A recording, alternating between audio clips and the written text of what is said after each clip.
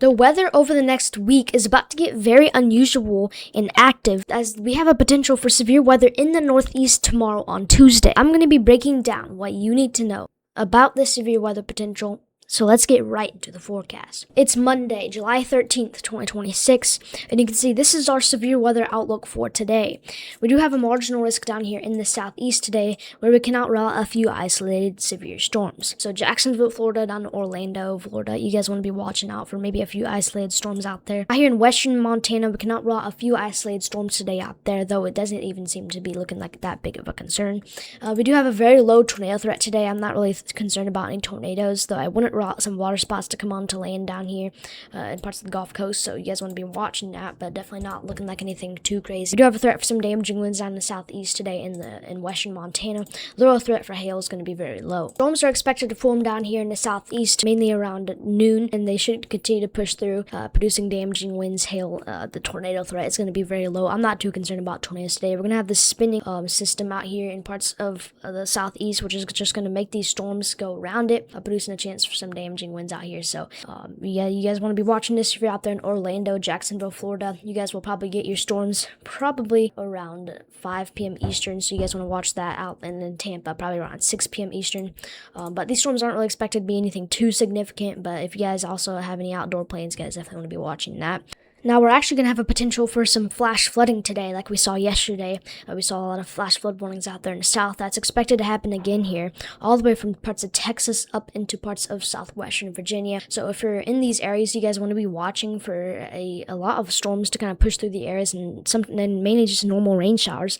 That will kind of train over the regions and will be very slow moving, producing a potential for flash flooding. So if you're out there in parts of the south, you guys want to be watching this very closely. Houston, Texas, Dallas, Texas, all the way towards Atlanta, Georgia, those are the areas I'm watching the closest for potential excessive rainfall today. So if you encounter a flooded road, turn around, don't drown. Now, tomorrow is a day I'm really concerned about, as we do have an enhanced risk action in a very unusual area for northern Vermont, northern New Hampshire, and northern Maine.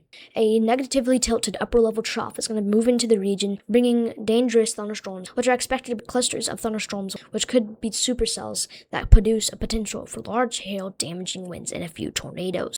Right now, the Storm Prediction Center is targeting northern New York, northern New Hampshire, northern Vermont, and northern Minnesota as the main area to watch for a few tornadoes, as we've got a 5% tornado risk marked with a tornado conditional intensity group 1 risk, which means that we could be seeing EF2 plus tornadoes up here.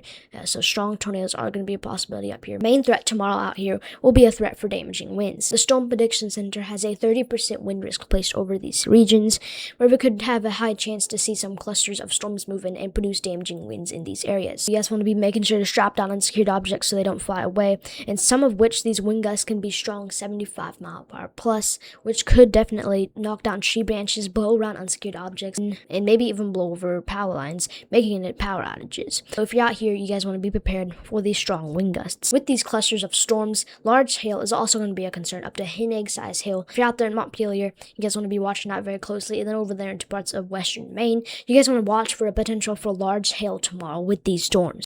We are expected to see rain showers push through in the morning out here in the northeast, which could produce maybe some damaging winds with some of those storms. Then as we get into parts of the evening hours tomorrow, that's when the main concern arrives. A cluster of storms will move from Canada into parts of the northeast, leading to a potential for damaging winds, hail, and even a couple of tornadoes.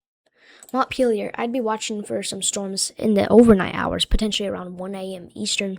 So you guys definitely want to be making sure to be having a way to get alert to your sleeping tomorrow night. You have decent levels of significant tornado parameter values placed over these regions, showing that there's a potential for strong tornadoes, EF2 plus out here, which you guys don't really see that often. We also have plenty of CAPE over these regions, which is getting up to around 3,000 joules per kilogram in some places, which is plenty to make these storms form. The dew point is going up into 60s in some of these regions, which is plenty for storms. It could even get up to 70 in some places, as we have a lot of moisture in these areas to help these storms mature. Now I'm concerned also especially about the amount of spin that we're going to have tomorrow out in these areas, which could spin up some tornadoes as we have enough wind shear to make that happen. So if you're in the northeast tomorrow, you guys want to be making sure to be staying very hyper weather aware and you have multiple ways to receive weather alerts, as it could be a pretty significant severe weather day, as there is going to be a potential for tornadoes, damaging winds, and hail, with some of those being significant. Now, I'm actually watching Friday, July 18th closely